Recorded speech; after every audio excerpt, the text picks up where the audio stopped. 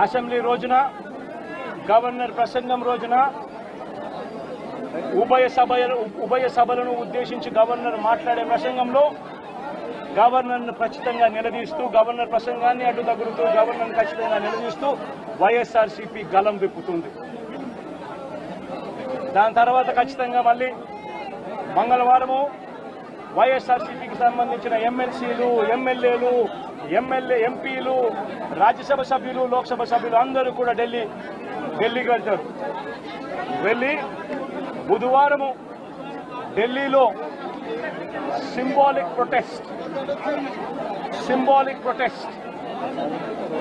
Symbolic ధర్నా ఢిల్లీలో చేసే కార్యక్రమం కూడా చేస్తాం. రాష్ట్రంలో జరుగుతూ ఉన్న దాడులు, రాష్ట్రంలో ఉన్న లా అండ్ ఆర్డర్ పరిస్థితులను దేశమంతా కూడా చూసేట్టుగా, దేశమంతా కూడా దీన్ని గమనించి, దేశమంతా కూడా దీన్ని ప్రొటెస్ట్ను వాళ్ళు కూడా ప్రొటెస్ట్ చేసే విధంగా దీన్ని హైలైట్ చేసే కార్యక్రమం చేస్తాం. ప్రధానమంత్రి గారి అపాయింట్మెంట్ ఇప్పటికే అడగడం జరిగింది. అమిత్ షా గారిని ప్రెసిడెంట్ అపాయింట్మెంట్ కూడా అడగడం కూడా జరుగుతుంది. వీళ్ళందరూ కూడా అపాయింట్మెంట్ ఇస్తే వీళ్ళందరినీ కూడా కలిసి వీళ్ళందరికీ కూడా చెప్పే కార్యక్రమం కూడా చేస్తాం. సరే, ఈ ఇష్యూలో మీ విషయం చెప్పేటప్పుడు నువ్వు స్లోప్ అవుతుంది కదా. నువ్వు ఎంత ఆంధ్రజ్యోతి విలేకరు అయితే మాత్రం మధ్యలో వచ్చి చెప్పడం ధర్మం కాదు కదా. ఏం చెప్తా అంటే సీరియస్ గా జరుగుతా ఉన్నది ప్రకారం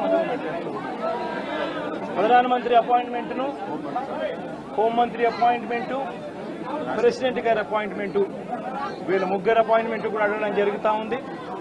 వీళ్ళ ముగ్గురిని కూడా కలిసే కార్యక్రమం కూడా జరుగుతుంది. వాళ్ళ అపాయింట్మెంట్ ఇస్తే వాళ్ళని కూడా కలిసే కార్యక్రమం జరుగుతుంది. జరిగి వీళ్ళందరినీ కూడా రాష్ట్రంలో జరుగుతూ ఉన్న దిగజారిన పరిస్థితులను ఎక్స్ప్లెయిన్ చేసి రాష్ట్రంలో ప్రెసిడెంట్ రూల్ పెట్టాల్సిన అవసరం ఎంత ఉంది అని చెప్పి కూడా గట్టిగా వాళ్ళ దృష్టికి తీసుకొని పోవడం కూడా జరుగుతుంది. 5 కోట్ల మంది ఆంధ్ర రాష్ట్ర ప్రజలకు బీజేపీ పార్టీకి ప్రత్యేక హోదాను తాకట్టు పెట్టారు. ఈరోజు జగన్మోహన్ రెడ్డి గారు ఢిల్లీలో ధర్నా చేస్తారా?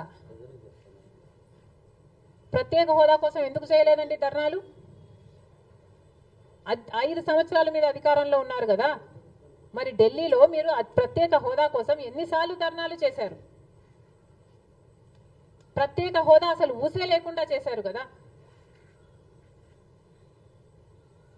ప్రత్యేక హోదా గురించి మీరు ఏ రోజు పట్టించుకోలేదు. పోలవరం గురించి మీరు ఏ రోజు పట్టించుకోలేదు. రాజధాని గురించి అని చెప్పి 3 రాజధానులను కన్ఫ్యూజ్ చేశారు. ఆఖరికి కడప స్టీల్ ఫ్యాక్టరీని కూడా మీరు పట్టించుకోలేదు. విశాఖ స్టీలు మన రాష్ట్రానికే తలమానికమైన అమ్మేస్తామన్నా కూడా పట్టించుకోలేదు. ఈరోజు మాత్రం ఢిల్లీకి వెళ్ళి ధర్నా చేస్తారట. మీ కార్యకర్తను చంపేస్తే ఢిల్లీకి వెళ్ళి మీరు ధర్నా చేస్తున్నారే, మరి మీ సొంత చిన్నాన్నను చంపేసినప్పుడు మీరు ఢిల్లీలో ఎందుకు ధర్నా చేయలేదు న్యాయం కోసం? జగన్మోహన్ రెడ్డి గారు సమాధానం చెప్పాలి. ఒకవైపు ఇక్కడ అసెంబ్లీ జరుగుతుంది. అసెంబ్లీ జరుగుతున్న సమయంలో మీరు అసెంబ్లీలో ఉండకుండా ఉండే ధైర్యం మీకు లేక ఇలా సాకులు వెతుక్కొని మీరు ఢిల్లీ వెళ్తామంటున్నారే.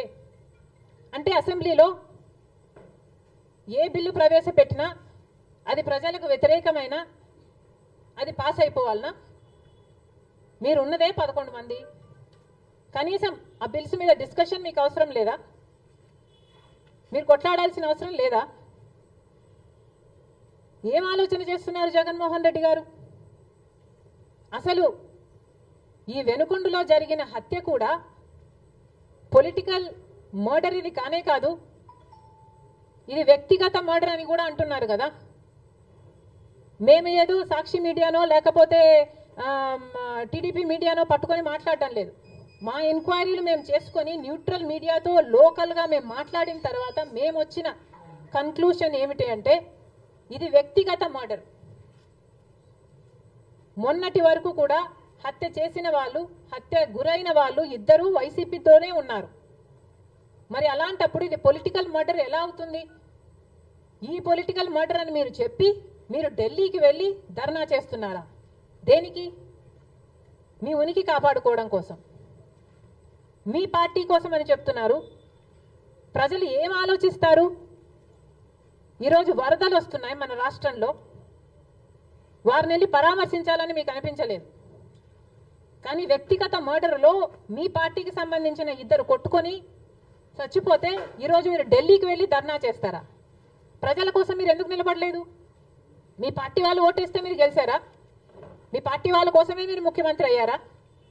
5 సంవత్సరాలుగా మీరు ప్రజల కోసం పనిచేయలేదు, కానీ ఈరోజు ఢిల్లీకి వెళ్ళి ధర్నా చేస్తారట. సిగ్గుండాలి కదా.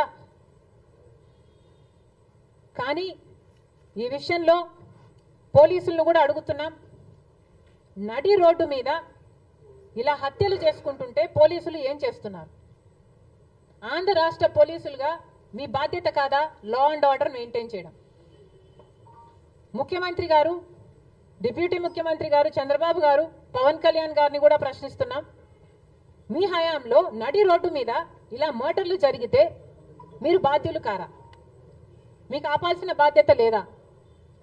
లా అండ్ ఆర్డర్ ఉన్నట్టా చచ్చిపోయినట్టా మన రాష్ట్రంలో? మళ్ళీ చెప్తున్నాం, మీరు జోక్యం చేసుకోండి, ఇలాంటివి కాకుండా చూసుకోండి. పోలీసులు కూడా అప్రమత్తంగా ఉండాలి. ఈ లా అండ్ ఆర్డర్ సిచ్యువేషన్ ని కంట్రోల్ చేయాల్సిన బాధ్యత పోలీసులకు ఉంది, ముఖ్యమంత్రికి ఉంది, డిప్యూటీ చీఫ్ మినిస్టర్కి ఉంది. దయచేసి మళ్ళీ ఇలాంటివి జరగకుండా చూడండి. Thank you.